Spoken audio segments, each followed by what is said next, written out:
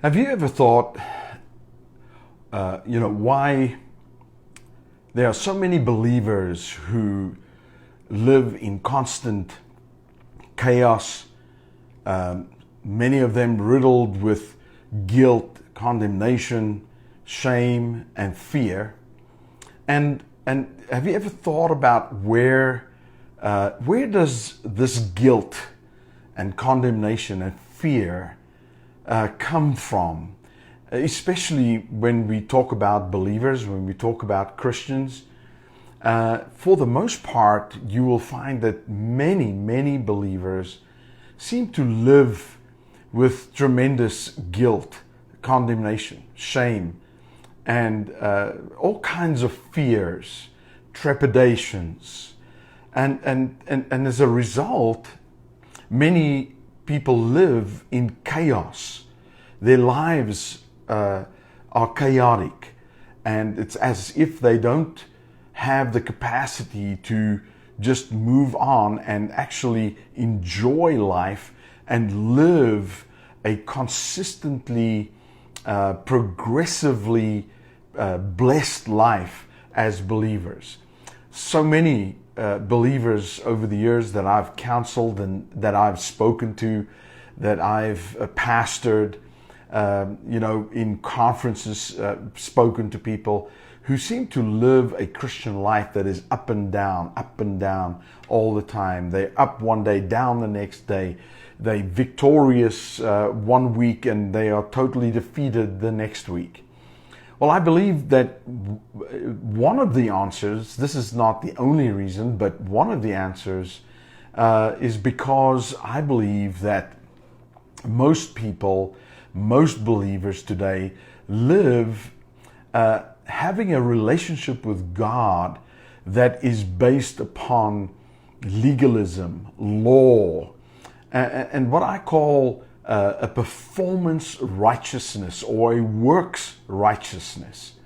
And as a result, this is something that has been a kind of a plague in most believers' life. And of course, what happens is that this is a concept or a belief system that has been passed down through the generations, from one generation to another generation. It's necessarily no fault of any particular individual, but it seems to be this collective passing on of this idea of a performance legalistic approach to a relationship with God.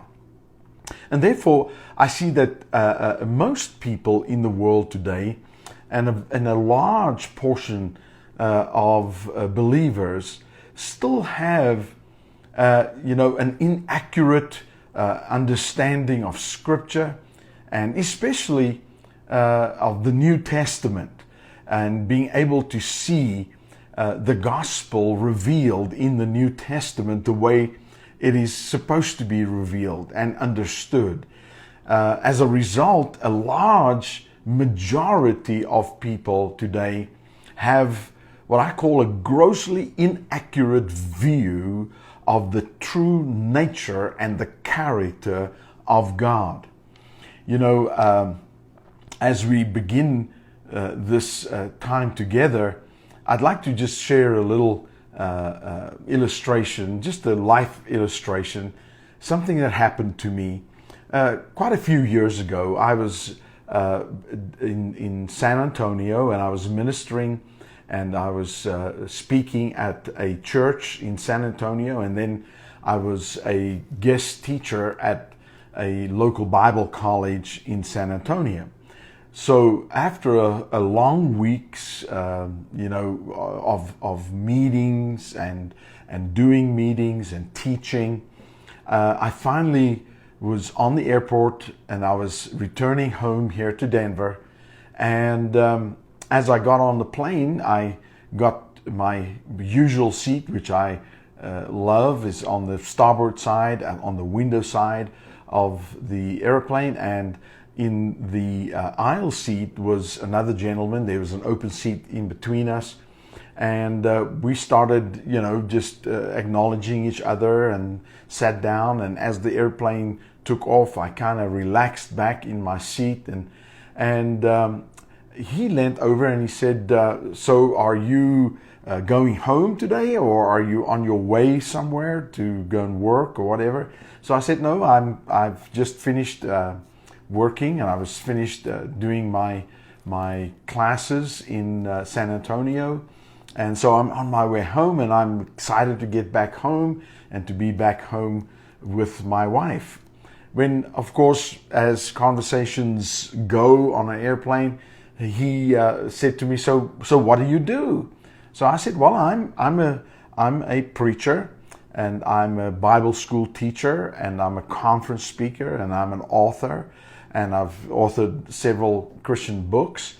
And so he turned and he said, just with an abrupt, almost anger in his voice, he said, well, I don't believe in God.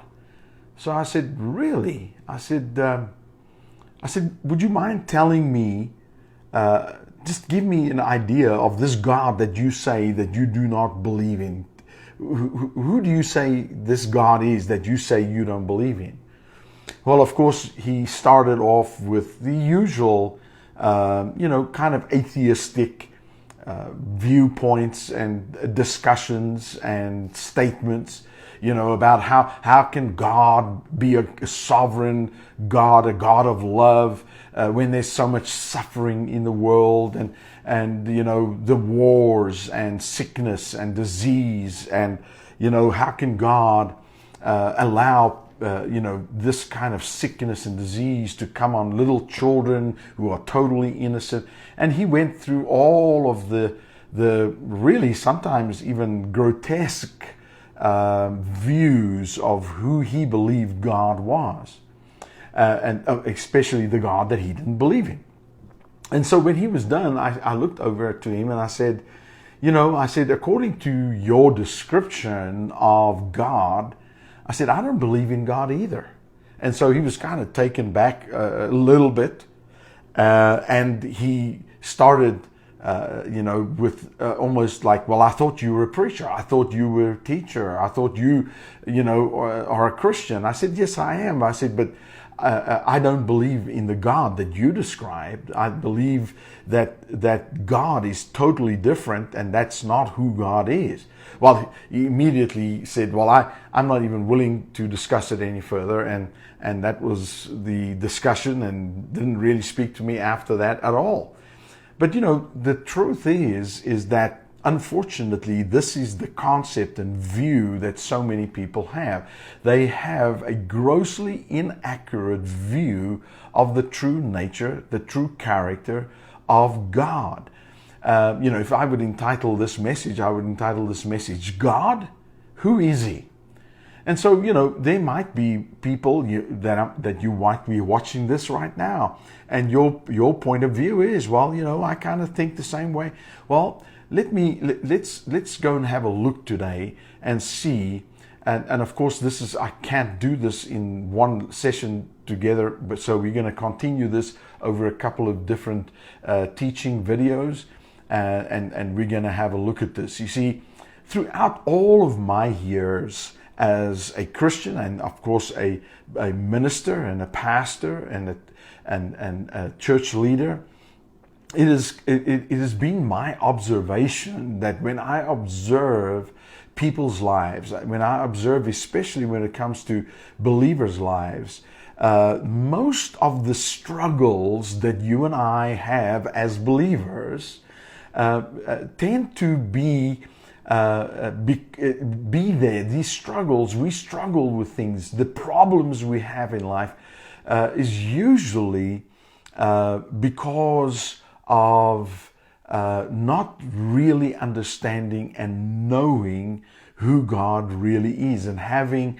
a wrong concept of the true nature and the character of God. Most of the struggles we have emotionally, most struggles that you and I have physically even, and even in relationships, and to a large extent even financially, the struggles that we go through is because of an inaccurate and sometimes an erroneous beliefs that we hold to regarding the true nature and the character of God.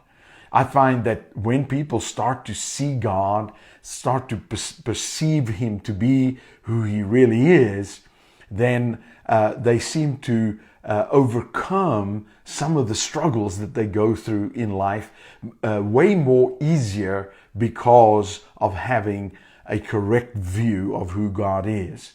And therefore, I find that many people struggle to believe the truth of what I like to call the almost too good to be true gospel. Because of people's views about God, that when you come and preach and teach and try to reveal the true gospel of Jesus Christ, the good news, the almost too good to be true gospel, people find it hard to believe that because of the strongholds of their erroneous beliefs that they have held to for such a long time. And therefore, very few believers today actually relate to God for who He really is, especially the way that He is revealed in the New Testament.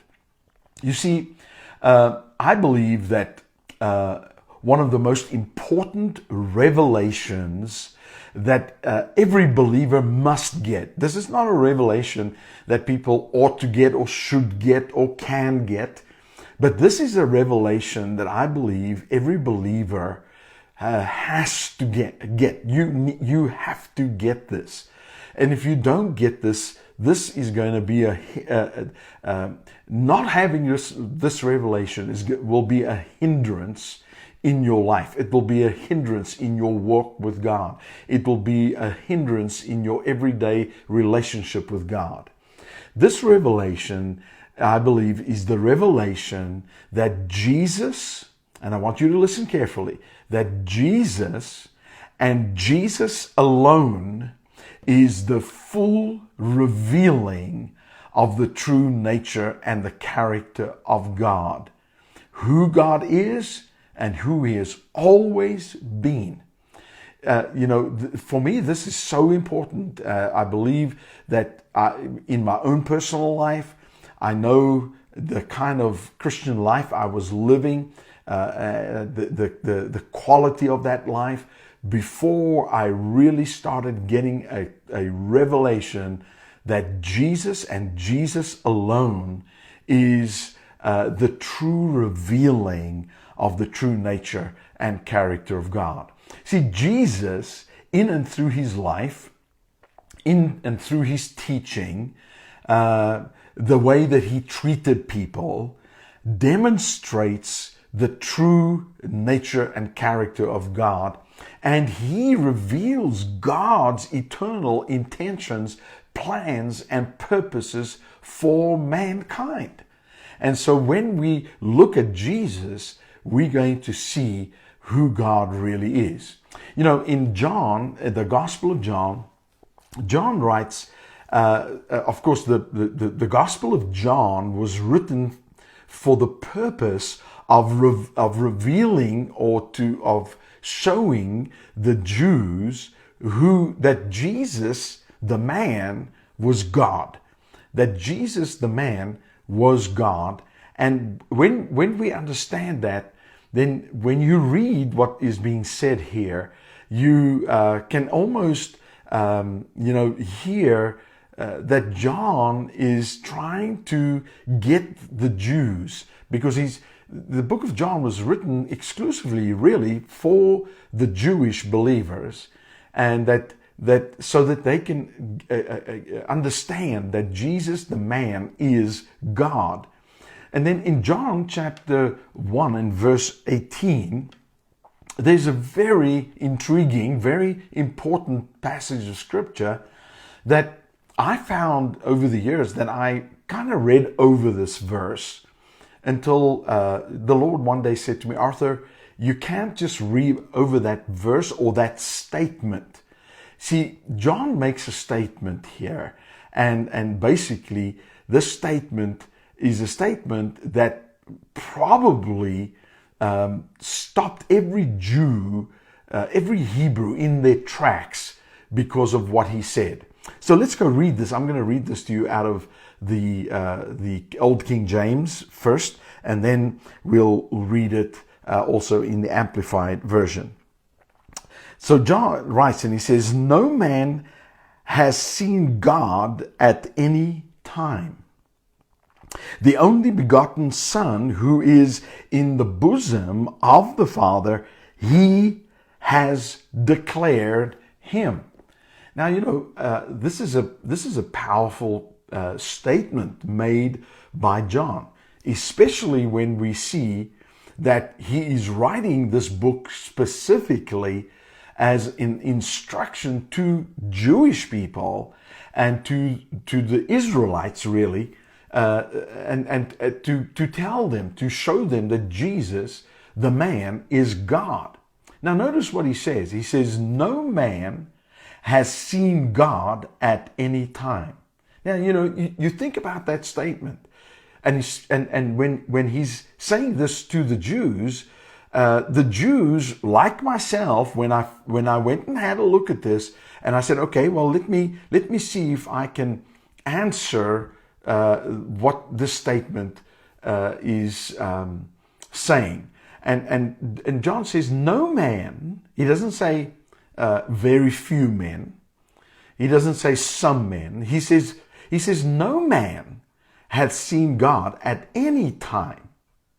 Now, you think about, well, you know, when you read the Old Testament, you find that, you know, Ezekiel said that he saw the Lord. Many of the Old Testament saints. Didn't Moses see God?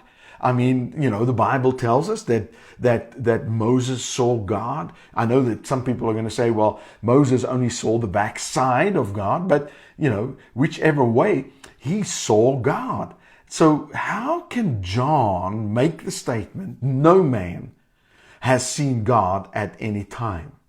Well, I believe that what he's doing is he's trying to get their attention by saying, listen, you know, I don't believe that what John is saying is that no man had encounters with God.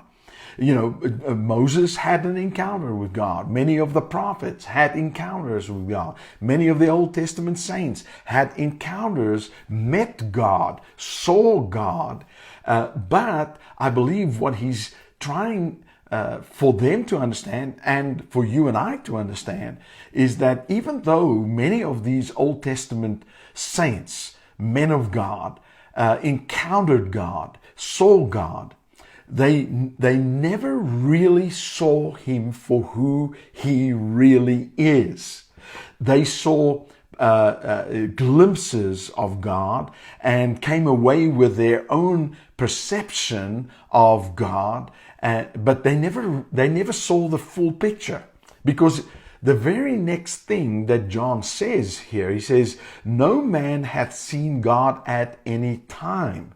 See, but now he wants to introduce them to Jesus, the man, and this is what he says. He says, the only begotten Son, which is in the bosom of the Father, he has declared him. So John is making this point. He says, listen, to the Jews especially, he's saying to the Jews, you know, even though you have the Torah, you have the Old Testament, the law, you have these Old Testament saints, the prophets, and many of them had encounters with God, saw God. Many of them tried to explain God.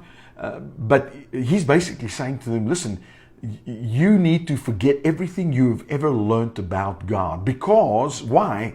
For this reason, the only begotten Son, who is in the bosom of the Father. You know, that term "in the bosom of the Father" in the Greek is a powerful statement or phrase. And what it's saying is that the only begotten Son, who is face to face with the Father, He has declared Him.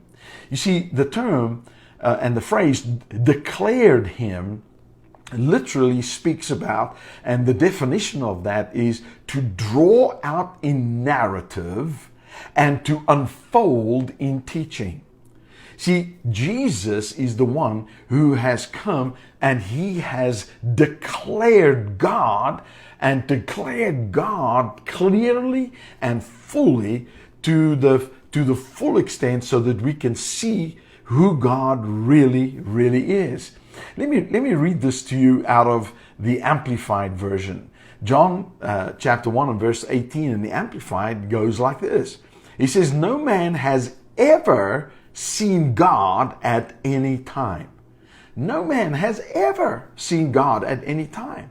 So, you know, John, can you hear John saying, listen, no matter who you've been listening to, no matter who you've been modeling and who you've been going after, he says, no man has seen God for who He really is. The only unique Son, or the only begotten God, who is in the bosom, in the intimate presence of the Father, He has declared Him.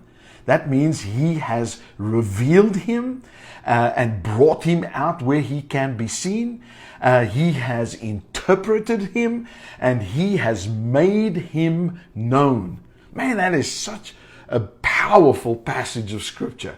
And I believe that, unfortunately, for the most part, most believers have never really considered what he is saying here, and considered this into their everyday lives, being able to then use this information to be able to get a true picture and revelation of who God our Father really is.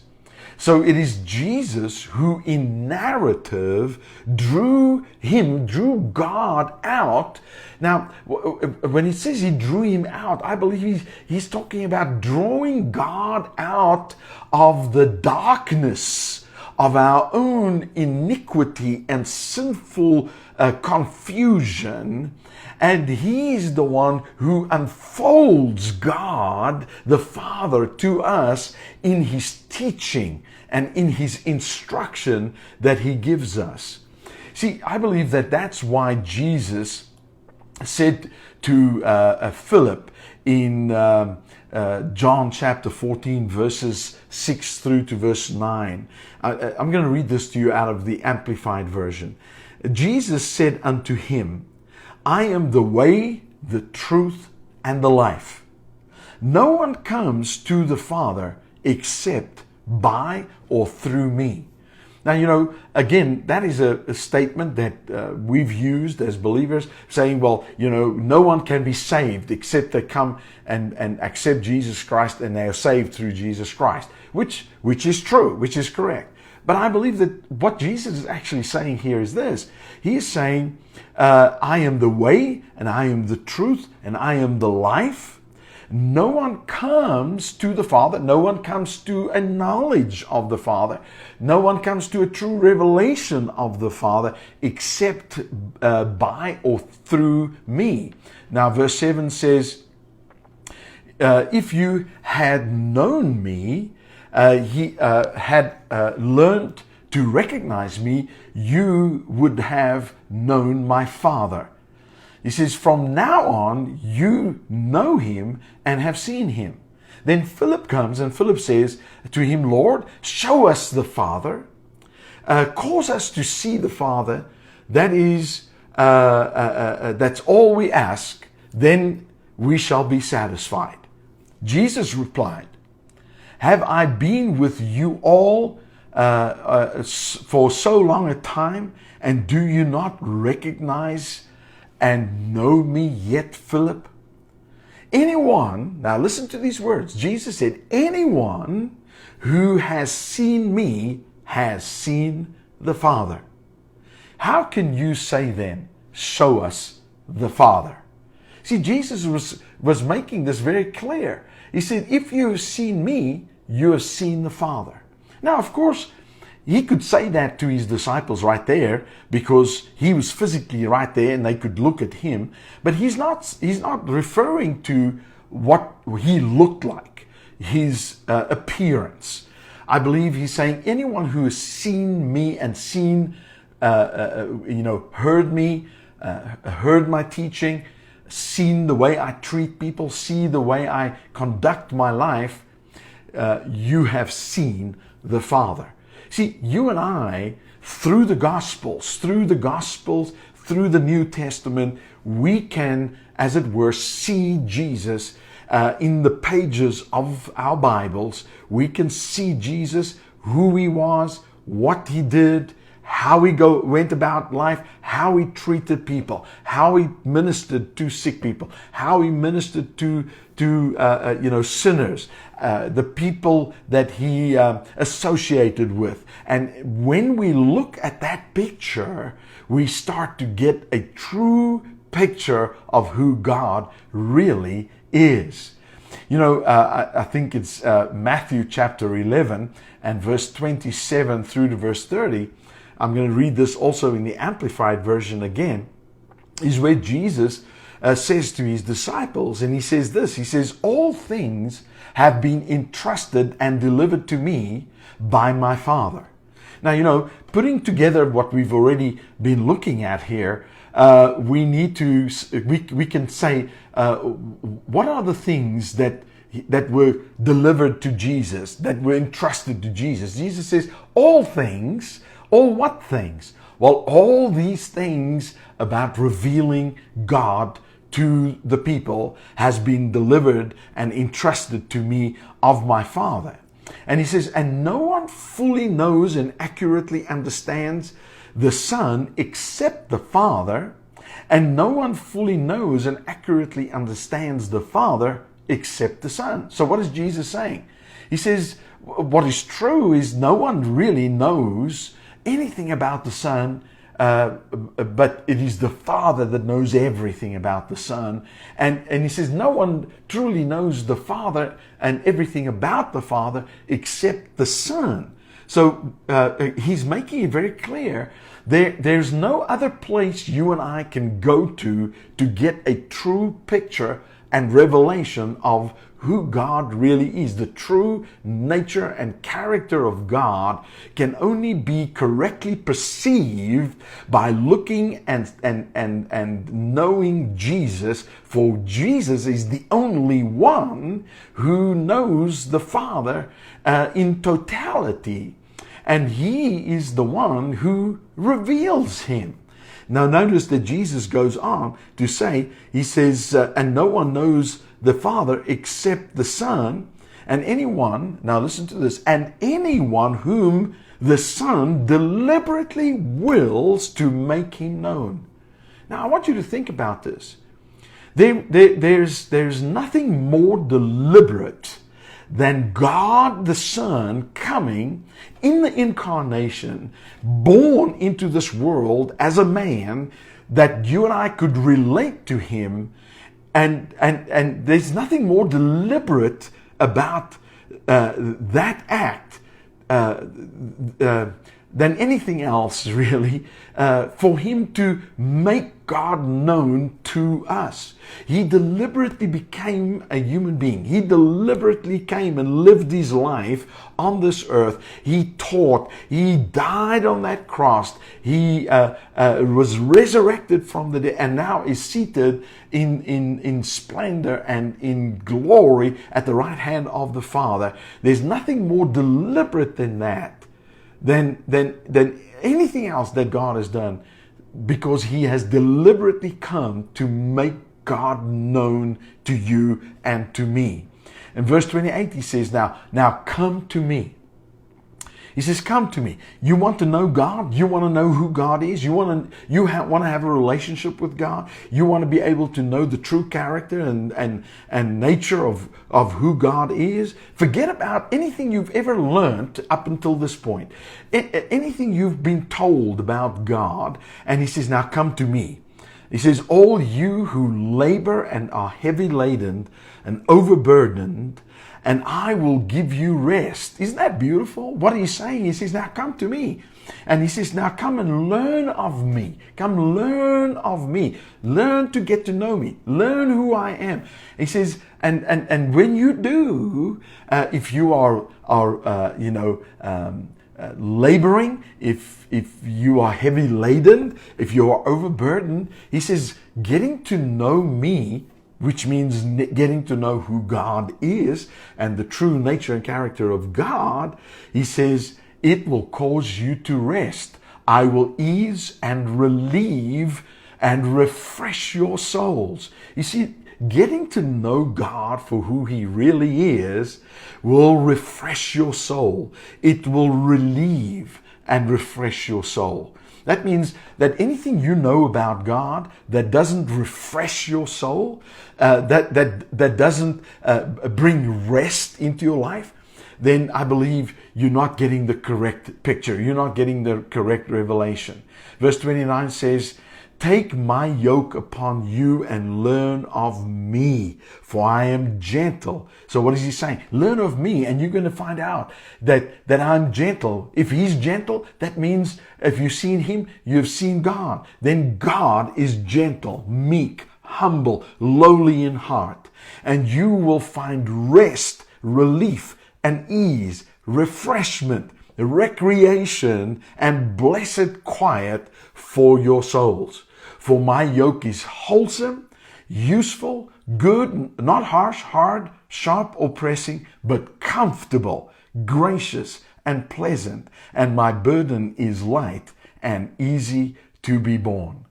Well, as we come to the end of this time together, I want to encourage you, if you're willing to let go of all of the stuff that religion has tried to conform you into believing about God, if you could just let that go and say, Jesus, I'm going to look at you. When you read your Bible, when you read the Gospels, read with the intent of finding and looking for what I call Kodak moments in the Scriptures where we see pictures and types and shadows in the life of Jesus and what he did and what he taught, revealing to us the true nature and the true character of God. And when you do, it is going to relieve and ease and bring rest and refreshment to your souls.